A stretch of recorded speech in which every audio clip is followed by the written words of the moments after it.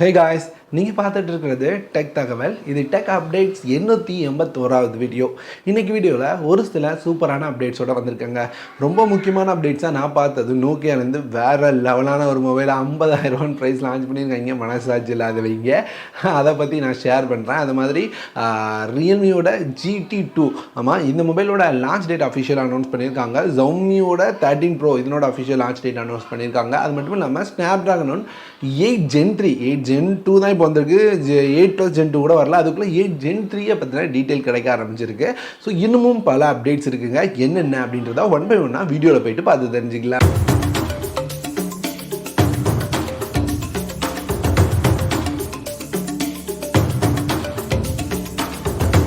First update குவால்காம்லேருந்து Snapdragon 8 Gen 3. ஆமாங்க, எப்போவுமே 8 Gen 2 லான்ச் பண்ணி கொஞ்ச நாளில், அதாவது கொஞ்ச நாள்னு சொல்ல முடியாது, ஒரு 6-7 மாதத்துக்கு அப்புறம் அவங்க 8+ Gen 2 அப்படின்ற ப்ராசரை எடுத்து வருவாங்க. இந்த டைம் அந்த மாதிரி வரப்போகிறது இல்லை அப்படின்ற மாதிரி தெரியுதுங்க. ஏன்னா இப்போவே 8 Gen 3ல ஒர்க் பண்ண ஸ்டார்ட் பண்ணிட்டாங்களாம். இதனோட கீக் பைஸ் கோர்ஸ் எல்லாமே செக் பண்ண ஸ்டார்ட் பண்ணிட்டாங்களாம். ஸோ அதனால அப்படின்னு பார்த்தீங்கன்னா இந்த Snapdragonோட 8 Gen 3 ரெகுலராக லான்ச் ஆகிற டைம் ஃப்ரேமை விட ரொம்ப முன்னாடி லான்ச் ஆகும் அப்படின்னு சொல்கிறாங்க. அக்டோபருக்கு முன்னாடிலாம் 8 Gen 3 லான்ச் ஆயிரும் அப்படின்ற மாதிரி சொல்கிறாங்க. ஸோ குவால்காம் ரொம்ப நாளைக்கு அப்புறம் அவங்களோட ப்ராசரை டக்குன்னு ஒரு அப்டேட் பண்ண போகிறாங்க. அடுத்து Xiaomiலேருந்துங்க.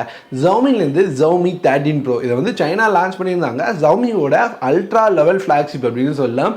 Xiaomiக்கு தெரிஞ்ச வித்தைகளை எல்லாம் இறக்கி ஒரு சூப்பரான மொபைலாக Snapdragon 8 Gen 2 கொண்டு வந்திருந்தாங்க. ஸோ இந்த மொபைலோட India official launch date announce பண்ணியிருக்காங்க.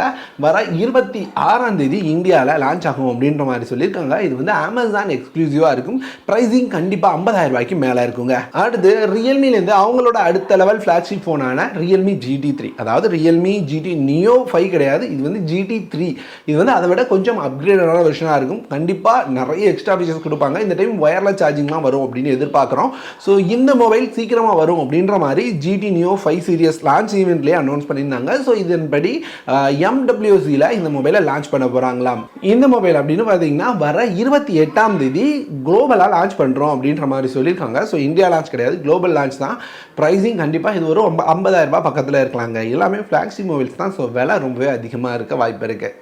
அடுத்து ITCலேருந்து 2022ஓட Q4, அதாவது அக்டோபர், நவம்பர், டிசம்பர் இந்த 3 மாதத்தோட மொபைல் ஷிப்மெண்ட்டுக்கான டீட்டெயில்ஸ் வந்திருக்குங்க. ஸோ இது 2021 விட ரொம்பவே கம்மியாக இருக்குது. குறிப்பாக Xiaomi ரொம்ப அடி வாங்கியிருக்காங்க. இது ஓவரால் ஷிப்மெண்ட் அப்படின்னு பார்த்தீங்கன்னா ஒரு 3 கோடி மொபைல் ஷிப் ஆகிருக்கு. ஸோ இதில் ஃபஸ்ட் இடத்துல இருக்கிறது எப்போ மாதிரி Xiaomi தான். மொத்தம் 5.5 கோடி மொபைல் ஷிப் பண்ணியிருக்காங்க.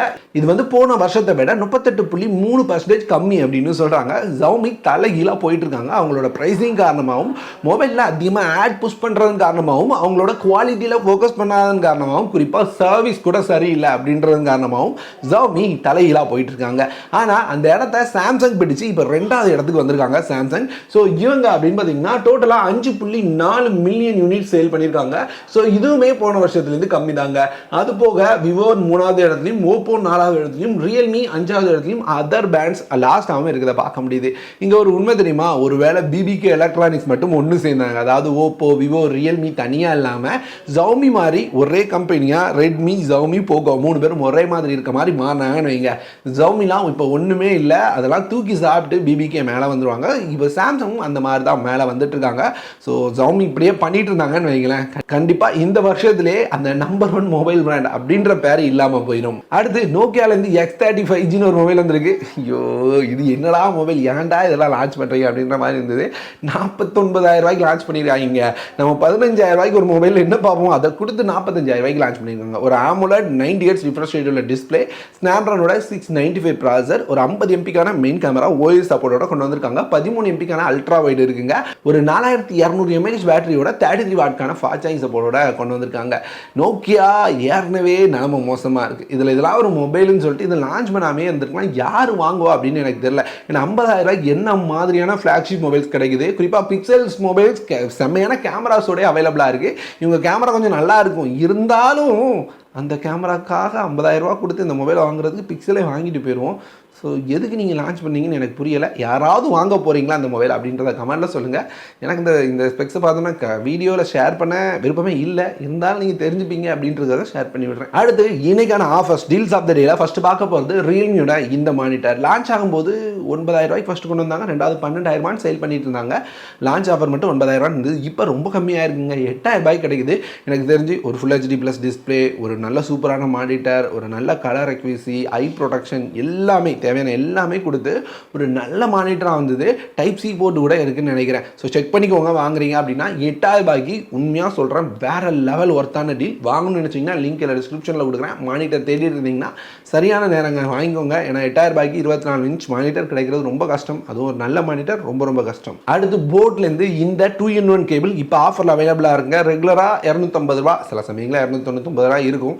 இப்போ 189 ரூபா அப்படின்ற ப்ரைஸில் அவைலபிளாக இருக்குது. ஸோ 189 ரூபா அப்படின்றது இதை நான் வந்து இந்த கேபிள் நான் யூஸ் பண்ணிட்டு இருக்கேன். அதை வச்சு சொல்கிறேன் ஒரு நல்ல ப்ரைஸிங் தைரியமாக வாங்கிக்கலாம். ஏன்னா எல்லா இடத்துலையுமே நம்ம வந்து டைப் சியும் மைக்ரோ எஸ்பியும் கொண்டு போகிறதுக்கு பதிலாக இந்த ஒரு கேபிளை கொண்டு போனால் போதும், ரெண்டாவும் யூஸ் பண்ணிக்கலாம். நல்லா இருக்குது. வாங்கணும்னு நினச்சிங்கன்னா தைரியமாக போய் பண்ணிக்கோங்க. ஒரு செமையான கேபிள். அது மட்டும் இல்லாமல் ரொம்ப நீளமான கேபிளுங்க. ஸோ 189 ரூபா அமேசானில் இருக்குது. லிங்க் எல்லாம் டிஸ்கிரிப்ஷனில் கொடுக்குறேன், செக் பண்ணி பாருங்கள். அவ்வளோதான் இந்த வீடியோ இதோட முடிச்சுக்கிறேன். வேறு ஒரு நல்ல வீடியோவோட அடுத்த வீடியோவில் வந்து உங்களை பார்க்குறேன்.